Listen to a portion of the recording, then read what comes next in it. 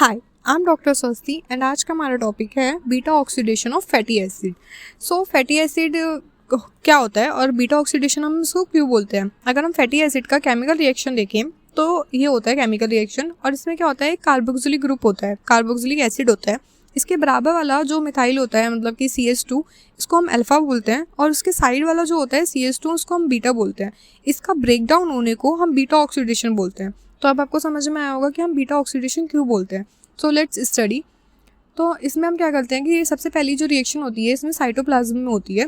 इसमें हम एक्टिवेशन करते हैं किसका, फैटी एसिड जो है हमारा साइटोप्लाज्म में कन्वर्ट होता है एसिड एसाइल कोएंजाइम ए में। फैटी एसिड किस में कन्वर्ट हो रहा है, एसाइल कोएंजाइम में, और किसकी हेल्प से, थायोकाइनेज। किसकी हेल्प से, थायोकाइनेज। आप इसको ऐसे भी याद कर सकते हैं कि फैट में क्या आता है, टी आ जाता है, तो टी से थायोकाइनेज। और इसमें क्या होता है, ATP का यूटिलाइज होता है, 2 ATP इसमें जो है कंज्यूम्ड होते हैं। हाँ, और क्या बनाता है, इनऑर्गेनिक फॉस्फेट। तो क्या बनता है हमारा, इनऑर्गेनिक फॉस्फेट। तो एसाइल कोएंजाइम जो होता है वो इम्परमेबल होता है माइटोकॉन्ड्रिया के लिए। एसाइल को ये जो होता है वो इम्परमेबल होता है माइटोकॉन्ड्रिया के लिए। तो इसलिए इसमें एक एंजाइम यूज़ करते हैं हम, कैट1। कैट मतलब carnitine acyl transferase. Carnitine acyl transferase 1 हम एंजाइम यूज़ करते हैं, कैट1। तो एसाइल कोए एंड कार्निटिन एसाइल ट्रांसफरेज जो है कंबाइन होके एसाइल कार्निटिन बनाते हैं। फिर ये माइटोकॉन्ड्रिया में ही आगे की रिएक्शन होती है। तो एसाइल को कार्निटिन जो है वो कार्निटिन और एसाइल कोए में सेपरेट हो जाते हैं विद द हेल्प ऑफ कैट2। एक कैट हमने वहाँ पे यूज़ कर ली, एक कैट हम माइटोकॉन्ड्रिया के अंदर यूज़ करेंगे। तो इसको हम बोलते हैं कार्निटिन एसाइल ट्रांसफरेज 2।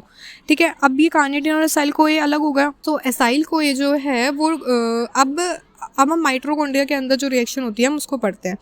क्या होती है, 4 स्टेप में होती है, ऑक्सीडेशन, हाइड्रेशन, फिर ऑक्सीडेशन एंड क्लेवेज। क्या होती है, OHOC, OHOC, oxidation, hydration, oxidation and cleavage. ये बहुत सिंपल है। अब ऑक्सीडेशन में क्या होता है, ऑक्सीडेशन में क्या होता है कि ऑक्सीडेशन में एसाइल कोए कन्वर्ट होता है ट्रांस इनोइल कोए में। किस में कन्वर्ट होता है एसाइल कोए ट्रांस इनोइल कोए में कन्वर्ट होता है। तो ए के बाद ई आ गया, ठीक है, AE हो गया, और with the help of acyl कोए डिहाइड्रोजिनेज। किसकी हेल्प से, कौन से एंजाइम की हेल्प से, एसाइल कोए डिहाइड्रोजिनेज। और इसमें हमारा क्या बनता है, इसमें with the help of FAD हमारा बनता है NFADH। सो आपको याद होगा FADH2 1.5 ATP देता था। तो ठीक है, अगर हम बोले ऑक्सीडेशन में क्या बनता है, तो ऑक्सीडेशन में 1 FADH2 बनता है। किसको कन्वर्ट करने से, एसाइल कोए कन्वर्ट होता है ट्रांस इनोइल कोए में। अब ये जो है ट्रांस इनोइल को ये जो है हाइड्रेशन के हेल्प से, मतलब HO2 के हेल्प से किस में कन्वर्ट होता है, बीटा हाइड्रोक्सी एसाइल कोए।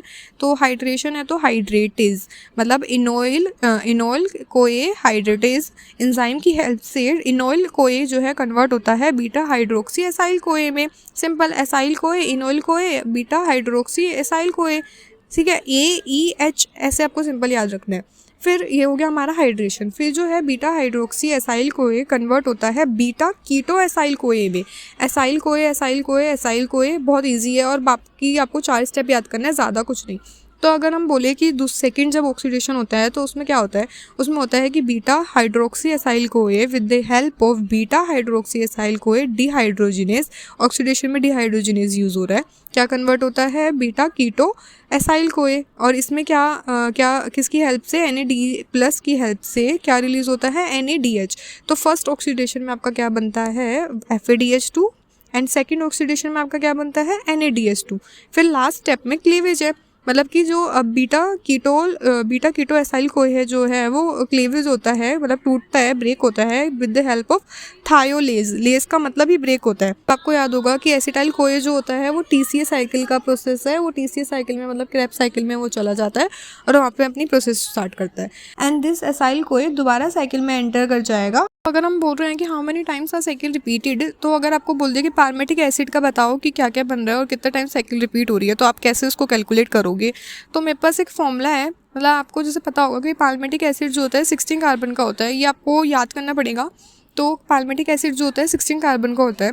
तो आप अगर ये इवन नंबर हुआ, ठीक है, 16 जो है इवन नंबर हुआ, तो हम इसको कैसे पता लगाएंगे, तो n/2 - 1, n/2 - 1 से अगर इवन नंबर है तो n की जगह हम 16 रख देंगे, तो कितना आ जाएगा, 7 आ जाएगा, मतलब 16/2 8 - 1 7, 7 टाइम्स साइकिल रिपीट हो रही है। कितने टाइम? 7 टाइम्स साइकिल रिपीट हो रही है।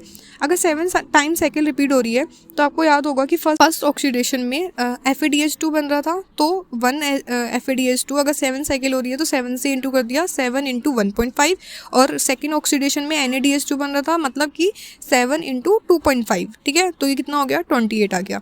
अब आता है एसिटाइल कोएंजाइम। तो एसिटाइल कोए जो है आपका 8 एसिटाइल कोए जो है प्रोड्यूस होते हैं। कितना? एसिटाइल कोए एक ज़्यादा प्रोड्यूस होता है। तो एसिटाइल कोए जो होता है 8 एसिटाइल कोए प्रोड्यूस होता है। अगर 8 एसिटाइल कोए प्रोड्यूस हो रहा है तो कितने ATP होगा? इंटू 10, 8 × 10 कितना हुआ? 80 ATP, मतलब कि टोटल कितना हुआ? 80 + 28 108 ATP जो है प्रोड्यूस हो रहा है। और अगर आपको पता होगा कि जब हम एक्टिवेशन करते हैं फैटी एसिड का तो उसमें कितना ATP यूटिलाइज हो रहा था? 2 ATP जो है हमारे यूटिलाइज हो रहे थे। तो इसका मतलब कितना हुआ? 108 - 2 106। तो from palmitic acid 106 ATP are produce, ठीक है। अब हम देखते हैं स्टेरिक एसिड का कितना होता है। स्टेरिक एसिड का जो कार्बन होता है 18 कार्बन का होता है। तो वही 18 इवन नंबर हुआ, तो 18/2 - 1 = में 8 साइकिल जो है प्रोड्यूस होती है। NaDH2 लेंगे, 8 × FeDH2 एंड 8 × NaDH2, मतलब कि 2.5 ATP, एंड 9 को हम किससे इंटू कर देंगे? एसिटाइल कोए से, क्योंकि 9 एसिटाइल कोए हो रहा है। तो कितना हो गया टोटल? 122 ATP जो है प्रोड्यूस हो रहा है, बट यूटिलाइज कितना हो रहा है? 2। तो 2 को हम माइनस कर देंगे तो कितना आ जाएगा? 120 ATP आर प्रोड्यूस्ड, ठीक है। स्टेरिक एसिड में जो होता है 120 ATP जो है प्रोड्यूस हो रहा है। ये आपका फॉर्मूला है, इसको आप याद रखिएगा। अब हम देखते हैं कि ये तो हमने इवन नंबर के लिए देख लिया,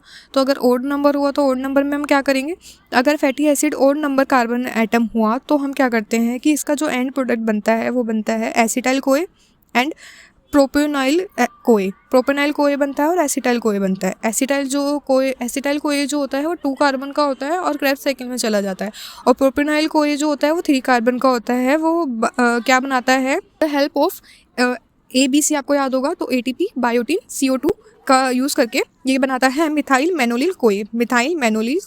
अब मिथाइल मेनोलिल जो है म्यूटेज, जो कि B12 है विटामिन, ये किस में कन्वर्ट हो जाता है? सक्सिनाइल कोए में। और फिर अगेन सक्सिनाइल कोए आपको पता है कि वो TC साइकिल में या क्रेब्स साइकिल में जाता है और आगे अपनी रिएक्शन करता है। इंपॉर्टेंट पॉइंट्स हैं वो है कि अगर इंसुलिन हाई होगा हमारी बॉडी में, तो इंसुलिन अगर हाई होगा तो वो क्या करेगा? फैटी एसिड को फेवर करेगा। ऑब्वियस है वो फैटी एसिड को फेवर करेगा, तो क्या होगा? Result in the formation of मेनोलिल कोए। मेनोलिल कोए को वो फॉर्मेशन होगा, बट मेनोलिल कोए जो है वो क्या करता है? इनहिबिट कर देगा CAT1 को। CAT1 क्या होता है? Carnitine acyl transferase 1। तो क्या होगा हमारा कि बीटा ऑक्सीडेशन रिएक्शन नहीं होगी, ठीक है, क्योंकि इंसुलिन हाई है। और इंसुलिन का हाई मतलब इंसुलिन का काम क्या होता है कि ब्लड में ग्लूकोज लेवल को ज़्यादा करना। अब जब ब्लड में ग्लूकोज लेवल ज़्यादा है तो हम बाकी मतलब फिर हमें फैटी एसिड का ऑक्सीडेशन करने की जरूरत नहीं है।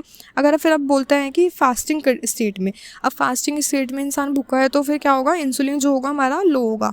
इंसुलिन लो होगा तो मेनोलिल कोए जो है वो इनहिबिट हो जाएगा एंड CAT1 रिएक्शन जो एंजाइम है वो एक्टिव रहेगा एंड बीटा ऑक्सीडेशन जो है रिएक्शन वो प्रोसीड करेगी।